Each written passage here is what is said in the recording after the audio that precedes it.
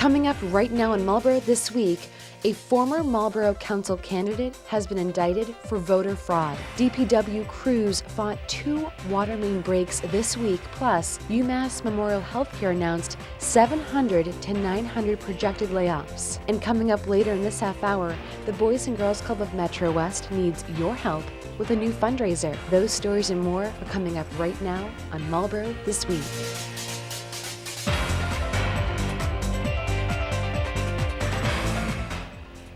Welcome to Marlborough This Week. I'm Kristen Doucette. According to the Middlesex District Attorney's Office, Mark Evangelos, a candidate for Councilor at Large in the November municipal elections, was indicted this week on voter fraud charges.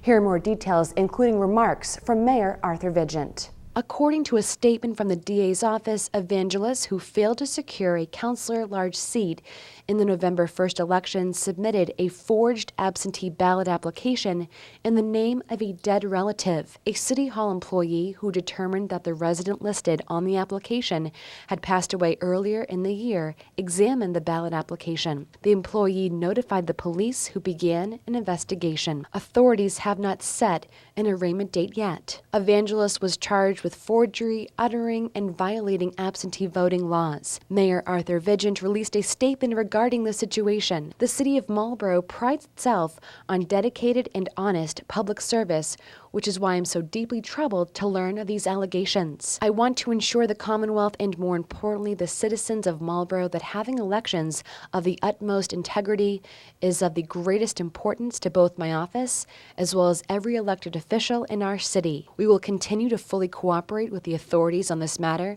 and we await the outcome of the judicial process.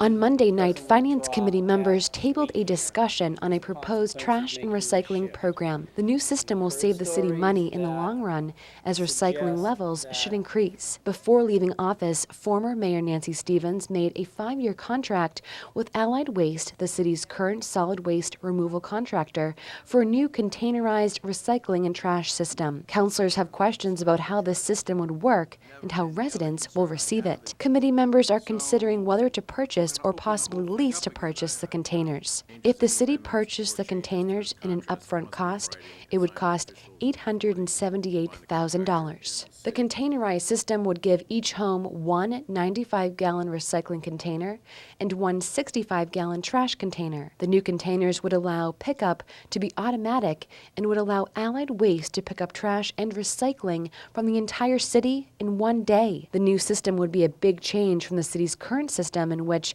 residents put recyclables in bins curbside every other week and can place solid waste in trash bins on the curb every week. City Councilor Robert Seymour said while he doesn't have a problem with the system, he hasn't heard much positive review from his constituents. I don't have an issue per se with this. I'm reasonably able. The bins are nice and big. I can get them out to the sidewalk. It isn't about me. Frankly, it's about the people I represent. Nobody wants it, and I'll readily acknowledge the fact we're all overpaying for trash. So point well taken if we all acknowledge that up front. People are getting what they pay for, and in some respects, if they don't want to change, they don't want to change. The contract calls for several public education sessions before the program begins this summer, but Seymour says he wished the city had explained the reasoning for the new program before adopting it. I think we need to be able to educate people up front about why we even want to go in this direction, because if we can't get the taxpayers behind us around doing this, to me, we're trying to jam something down people's throat. In addition to the proposed trash and recycling program, the City Council is currently trying to figure out how to handle member participation at subcommittee meetings. This comes after the Attorney General found the Council committing an open meeting law violation last year. We met with Ward 3 City Councilor Matt Elder to find out more. I think they're misinterpreting the law. I think the intention of the law is to make sure that everything's done open and public, and I think putting 11 counselors in front of a microphone with, a department head there is as open and transparent as you can be. The ruling that was brought to the Attorney General's attention was that the City Council deliberated outside of a posted meeting during a City Council subcommittee meeting last May. It's the opinion of the Attorney General's office. Some of us in the city disagree, but it's the opinion of the Attorney General's office that we violated it during the Finance Committee meeting because we had a quorum, which is a majority. We had a quorum of the counselors there speaking about the budget. At subcommittee meetings, members of the full council would attend and participate in the discussion, but would not vote. The complaint was filed in June by then school committee member and now city councilor Kathleen Roby. She attended the budget hearings and she found out this rule, whatever rule number it is, I don't know off the top of my head, but she somehow found it, and it was her opinion that the body that she was hoping to work with over the next 2 years was violating this law, and she took it upon herself to, inform the Attorney General's office about this alleged violation. The Attorney General's office found that the error wasn't a deliberate violation, but still found the move to be an infringement of the law. The Attorney General's office said there are a few options if counselors want to participate in discussions in subcommittees. They could either post meetings of the full City Council, or City Council members who are not on the committee could sit in the audience and participate as citizens. Elder said City Council President Patricia Pope is trying to figure out what to do next. Council President Tricia Pope is trying to talk to the Attorney General's office, the city solicitor. She's trying to talk to me as Chair of Urban Affairs and Councilor Ossing as Chair of Finance to sort of see how we all want to handle this, because this would mainly impact Urban Affairs and Finance, because each of those has 5 members on it. So if one member of the council shows up, it would be a quorum, a majority of the council, and in theory we're then violating the law. So if a ward councilor who is on finance had a special permit in his ward going on, he can't speak at the Urban Affairs meeting about it. For example, at the Finance Committee meeting on Monday night, 4 members of the council were present in council chambers, but they weren't allowed to participate in the discussion. I've been very vocal about the trash and the $900,000 it's going to cost the city, but I'm not on finance, so I had to sit in the back of the room and sort of bite my tongue, and I couldn't speak on it. And I had 3 or 4 of my colleagues were there with me, and none of us could speak on it. And if you have an issue on something, I was elected to represent my ward, and I can't do that effectively with the way this is. We continue now with the city's DPW as they dealt with 2 water main breaks this week.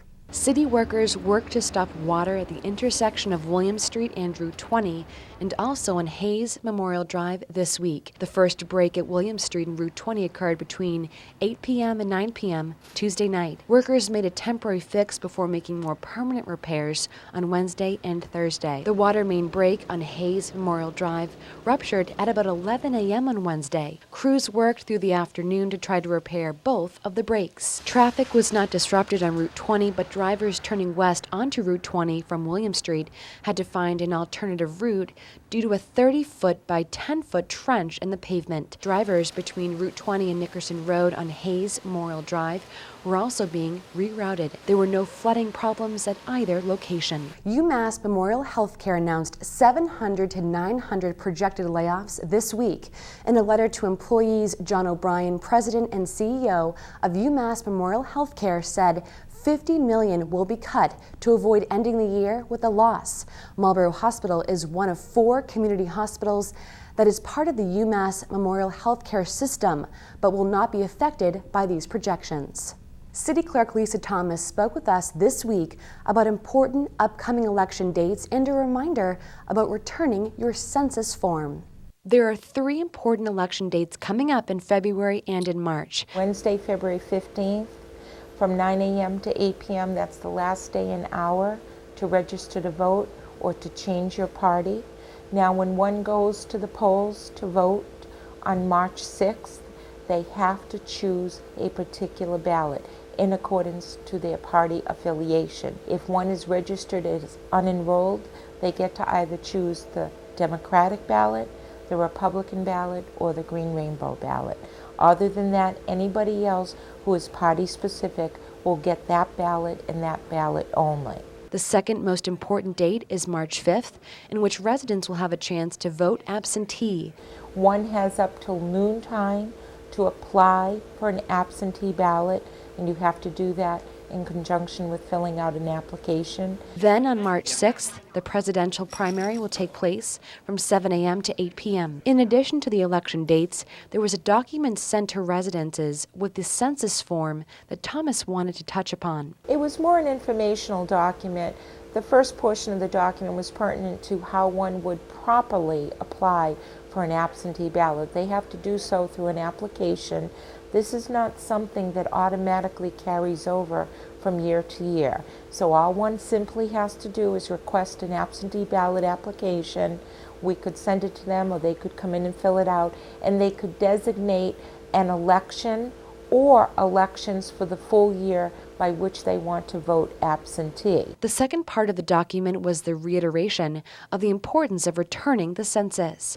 By returning the census in a timely manner, it keeps people active on the rolls. In other words, if you were a registered voter last year, you return your census this year in a timely manner, it will keep you on the active voter list. If you do not return the census form in a timely manner, you could be put on the inactive voter list, in which you'd have to show identification when you go to the polls to vote. To continue with more election news, former State Representative Danielle Gregoire announced this week that she will run to take back her old seat from State Representative Stephen Levy. Levy has been serving in the position since last year.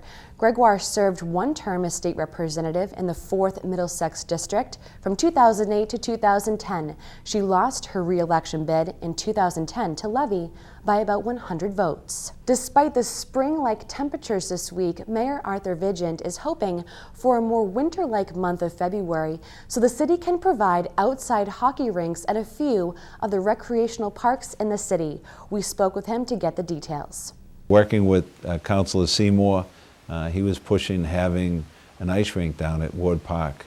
And we've actually ordered the kit, but it won't be in for a couple more weeks. In the meantime, David Grasso, working with the Ron LaFrenia, we've actually put in some smaller rinks temporarily, hopefully get some use. One of the areas where it is open is Kelleher Field. Since the weather has been so warm as of late, the flooded area is not frozen. Also, Holds Grove off of Stevens Street is a site for an outdoor rink. We're opening the parking lot up. We're going to be clearing the parking lot on a regular basis to allow people to use that as a skating area also. Vigent is pleased to be able to open these areas up for residents to take advantage of this winter. Hopefully within the next few weeks we're going to have the one down at Wood Park open, and hopefully we get Councilor Seymour down there with his skates, and it was him that pushed it, and I'm glad that we can get it going.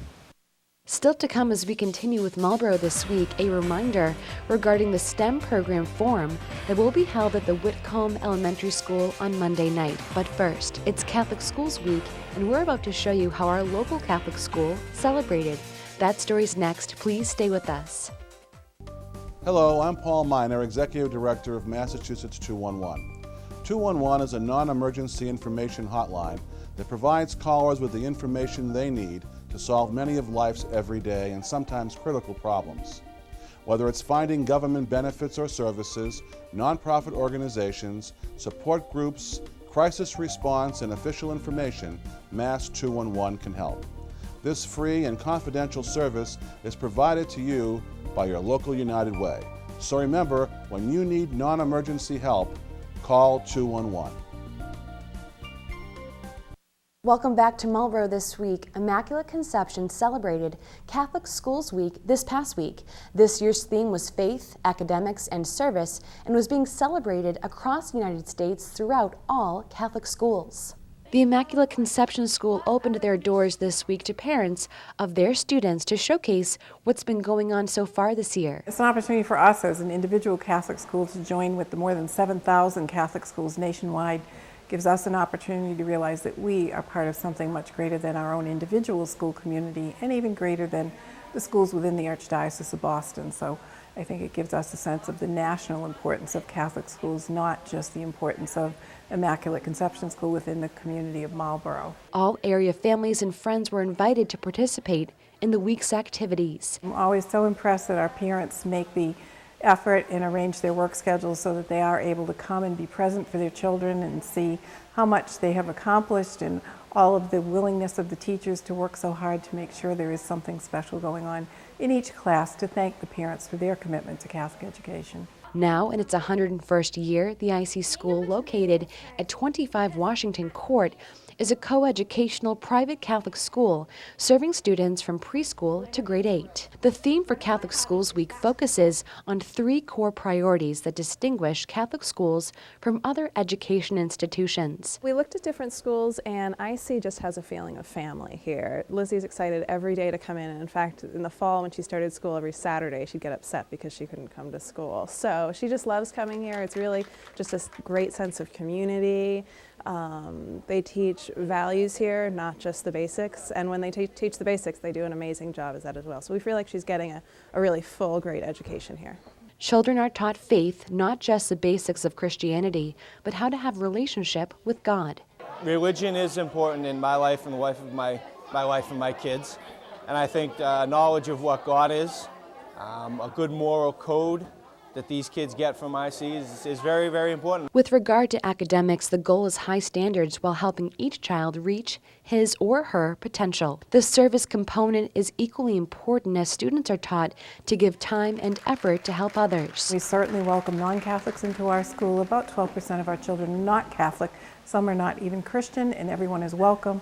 We respect and value all faith traditions, but we teach each other courtesy, we teach each other respect, tolerance, kindness for one another, and to be open to other people's ideas and beliefs as well as our own. On to the Marlborough School District. At 6 p.m. this Monday night, February 6th, all current STEM students, grades 6 and 9, and their parents are asked to meet in the Whitcomb Middle School auditorium. The STEM leadership team will be presenting highlights of the first semester, discuss plans for the future, and distribute laptops to all STEM students. STEM early college high school students have been using laptops while in class, and the program is moving to the next phase in which students will be able to take those laptops home for homework, team projects, and other assignments. To receive a laptop, a STEM student's parent or guardian must attend this meeting. Families already should have received information about this meeting via mail or backpack mail. There will also be information sessions on February 13th and February 16th for students who will be entering grades 6 and 7 and 9 and 10 for those who are interested in enrolling in Marlborough's STEM Early College High School program. On Monday, February 13th, the session will be at 6 p.m. in the Whitcomb Middle School auditorium, and on Thursday, February 16th, the session will be at 6 p.m. in the Science Lecture Hall at Marlborough High School. Students and parents can attend either session and receive information about the program for all indicated grade levels. For more information, including frequently asked questions about STEM, see the STEM Early College High School webpage at mps-edu.org. Looking ahead, school officials are applying for a grant to expand the district's science, technology, engineering, and math program to include elementary students. Currently offered to a group of students in the 6th and 9th grades, district officials want to roll out the academy program across grades 6 through 12. The program, in partnership with Framingham State University, offers students a curriculum that's heavily focused on science, math, engineering, and technology.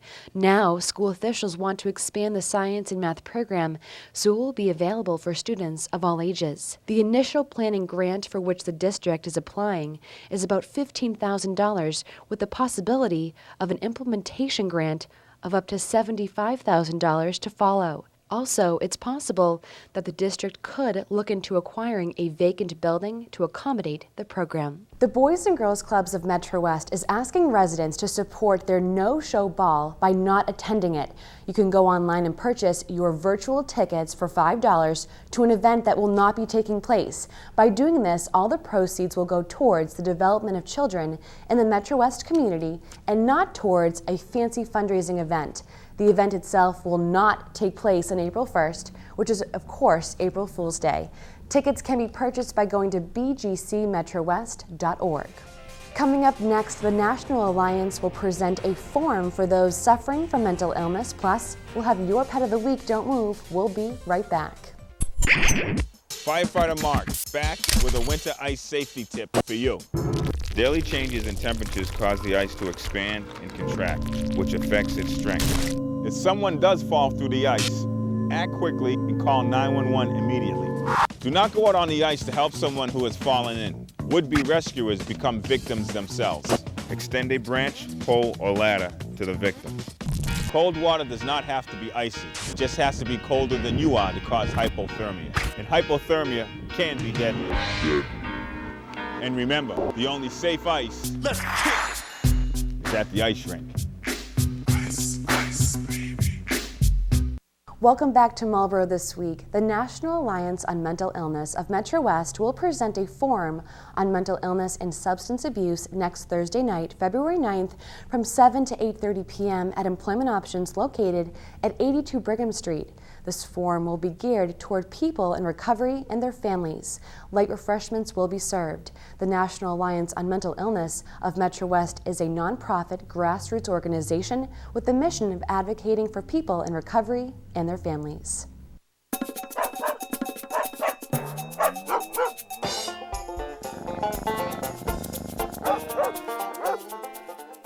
Today we have Seamus, and Seamus is a 10-week-old kitten that was brought in for being too active. Well, little kittens are very active. They can be a lot of fun, but they can be a lot of work too. And another fact about kittens that not a lot of people know is they're generally not born in the wintertime, and that's because nature provides for cats not to go into heat and mate in the wintertime so that the kittens will survive. You'll see most kittens born in the spring and summertime. If you'd like to know more about Seamus, please feel free to call us at Buddy Dog. The number is 978-443-6990. Before we go, we just want to remind you that the official Facebook page of the City of Marlborough is now up and running. The city's Facebook page will feature notifications about upcoming meetings, emergency alerts, and school closings. Just search City of Marlborough. And also, don't forget that you can find information you need on our Facebook page as well. Just search WMCT-TV and become a fan. Well, that's going to do it for this edition of Marlborough This Week. I'm Kristen Doucette. Thanks for joining us, and we'll see you again next week.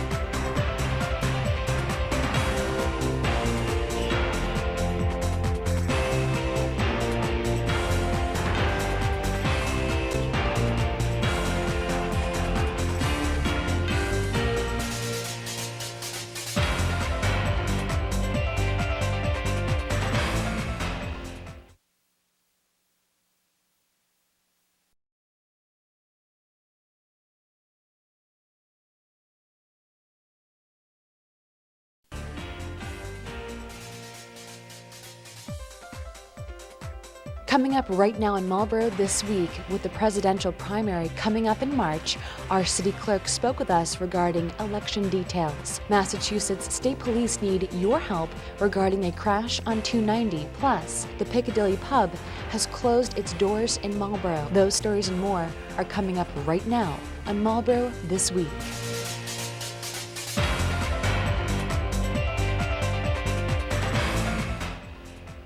Welcome to Marlborough This Week. I'm Kristen Doucette.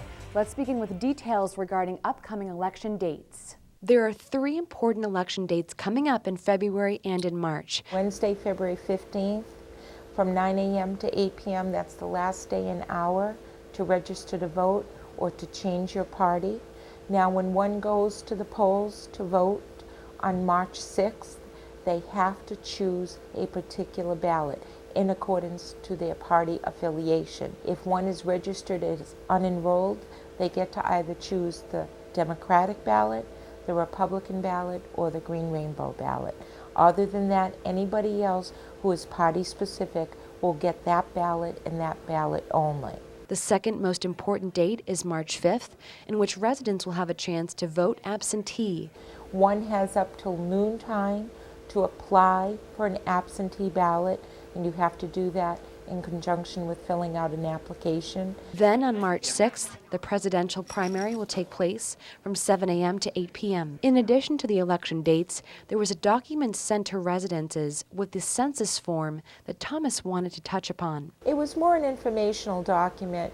The first portion of the document was pertinent to how one would properly apply for an absentee ballot. They have to do so through an application This is not something that automatically carries over from year to year. So all one simply has to do is request an absentee ballot application. We could send it to them, or they could come in and fill it out, and they could designate an election or elections for the full year by which they want to vote absentee. The second part of the document was the reiteration of the importance of returning the census. By returning the census in a timely manner, it keeps people active on the rolls. In other words, if you were a registered voter last year, you return your census this year in a timely manner, it will keep you on the active voter list. If you do not return the census form in a timely manner, you could be put on the inactive voter list, in which you'd have to show identification when you go to the polls to vote.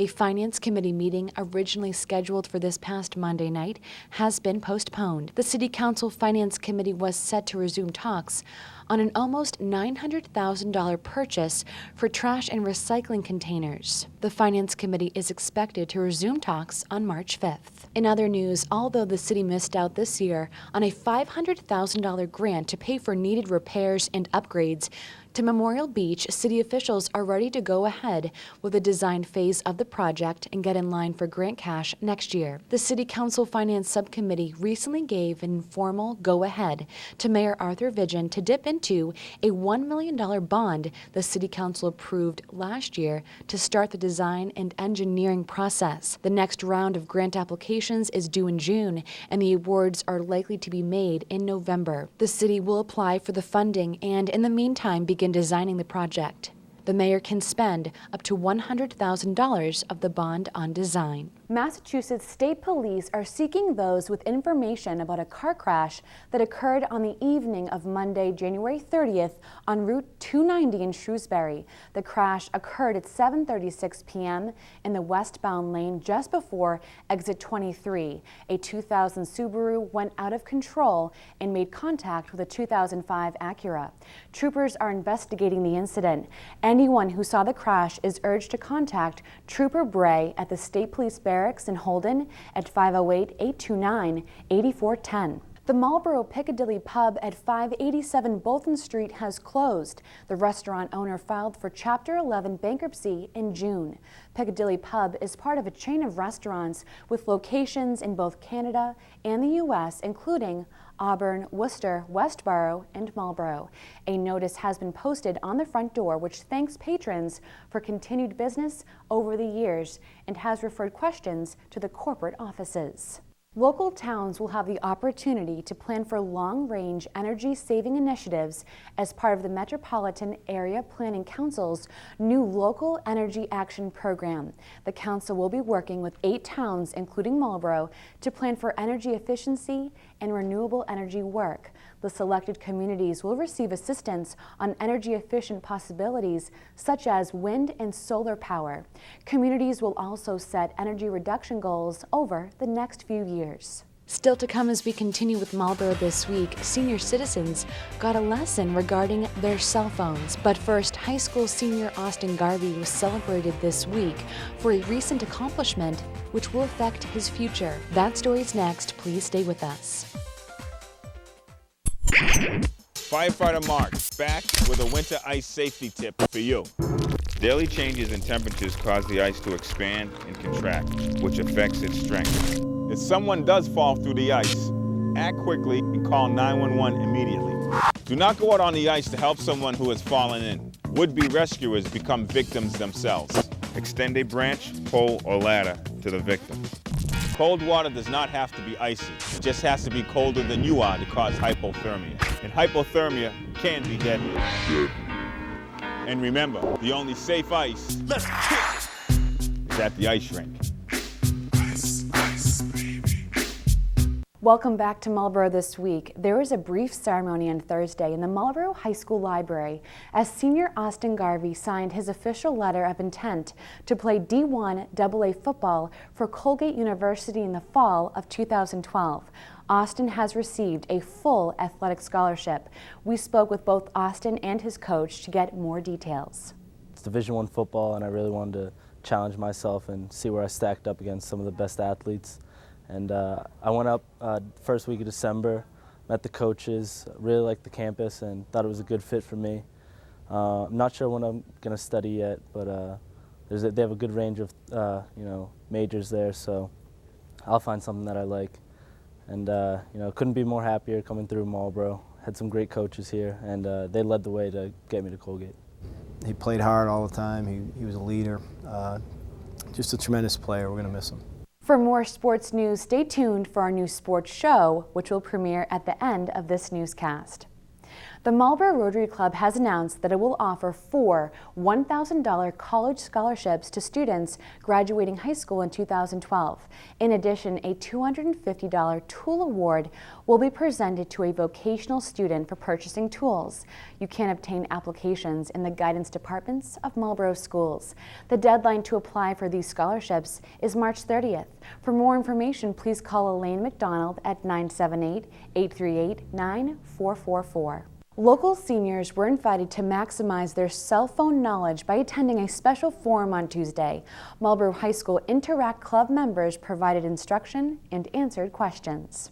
Dozens of seniors peppered Marlborough High School students with questions they had brought along to the session on Tuesday. Now you have, cell phones being updated every couple months, and all kinds of new apps on the phones and computers, and everything's technology driven. So it's almost like you need to be computer literate to survive in today's society. The queries ranged from simple questions such as, how do you turn my phone on, to more complex ones such as, how do I text? It's not as hard as it looks, and it's actually very easy, but if someone is teaching you, make sure you write every instruction down, which then you can remember or just recall in your notes.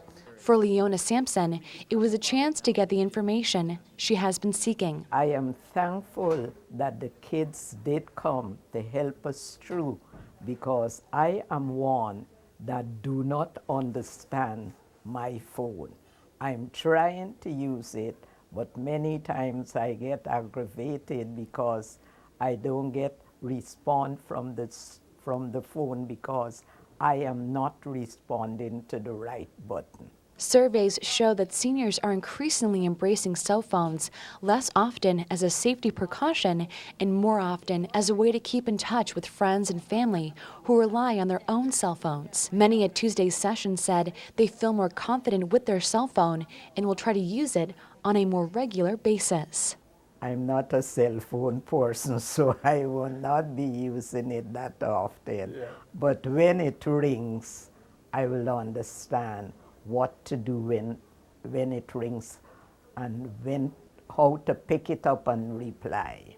The Boys and Girls Club of Metro West is asking residents to support their no-show ball by not attending. You can go online and purchase your virtual tickets for $5 to an event that will not be taking place. By doing this, all the proceeds will go towards the development of children in the Metro West community and not towards an extravagant fundraising event. The event will not take place on April 1st, which is April Fool's Day. Tickets can be purchased by going online to bgcmetrowest.org. Since going on sale since last week, many have shown their support, including news anchor Susan Warnick of Channel 5. Coming up next, the library's McConnell Author Celebrity Series will kick off this month with a new host. You'll meet her next. Plus, we'll have your Pet of the Week. Don't move. We'll be right back. This is Ducky Duck.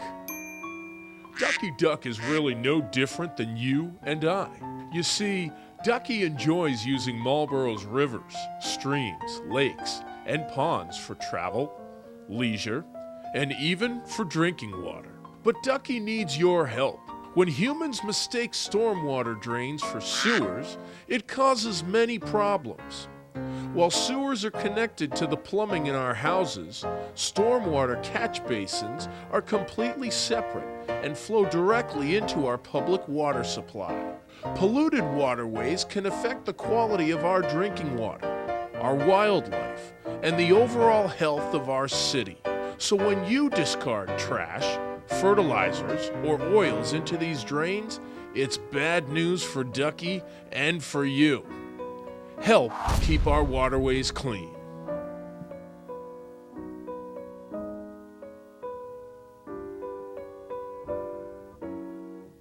Welcome back to Marlborough this week. The Friends of the Marlborough Public Library will kick off their Author Celebrity Series this month. Here are more details. The Friends of the Marlborough Public Library will present the first program in the McConnell Author Celebrity Series this month in the 2011-2012 season of their 42nd year. With the new year brings a new host. Meet Allison Cox. It's my first time ever hosting something like this, so I'm very excited about that.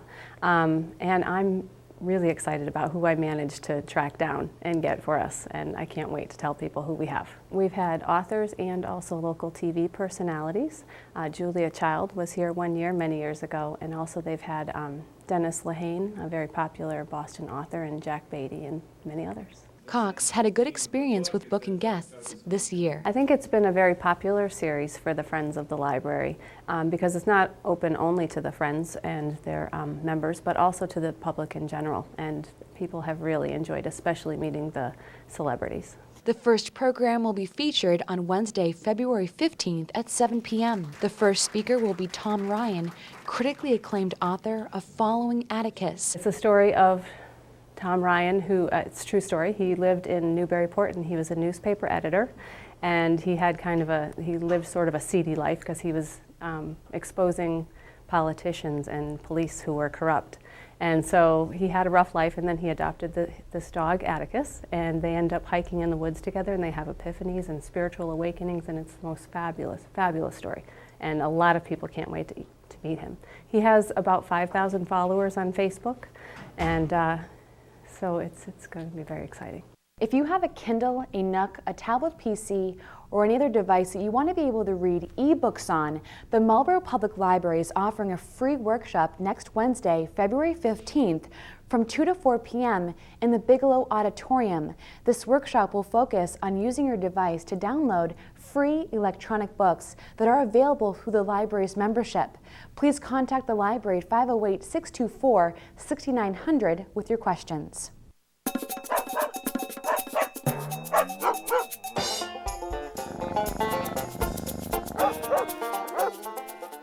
Today we have Kyra, and Kyra is one of a litter of 6, and she came to us from Puerto Rico. She's only about 11 weeks old, so she's going to be a very big girl when she's fully grown. We're not really sure what kind of dogs they are. They may have some shepherd, some lab, maybe something even a little bit bigger. But if you're interested in Kyra or any of her brothers and sisters, please feel free to call us at Buddy Dog. The number is 978-443-6990. City officials are urging residents to pick up any ornaments they may have left at grave sites in the city as workers are preparing for a cleanup later this month. Officials are asking that all flowers, decorations, and other ornaments be removed by the end of the day on February 28th. Cleanup crews will remove any items that are left in the cemeteries. And before we go, I'd like to take a moment to tell all of our viewers that this will be my last newscast here at WMCT-TV. I'm moving on to Charter TV3 as a news reporter in Worcester. I'd like to thank you for your generous support over the last 5 years. Marlborough This Week will continue when a new news director has been put in place. Until then, visit our website at WMCT-TV.com for updates. With that said, that's going to do it for this edition of Marlborough This Week. I'm Kristen Doucette. Thank you so much for joining us.